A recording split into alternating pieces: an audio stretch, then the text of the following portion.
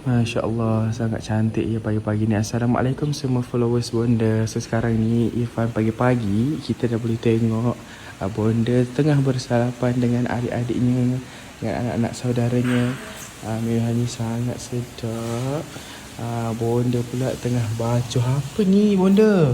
Sebab tu bila sebagai pengasas saya akan buat benda yang pure selain daripada untuk saya, dan saya buatnya untuk suami saya. Sebab suami saya memang suka herba. Jadi yang ini adalah madu. Ya Allah. Suami pula pagi-pagi dah berpakaian seperti ke overseas. Sejuk je. Ni herba saya bancuh kat dalam ni. Sedap tak? Sedap kan? Sedap kan? Sedap. Nampak?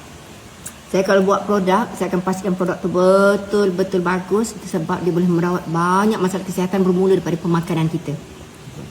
Tak tinggal juga yang paling penting setiap pagi ni mesti ada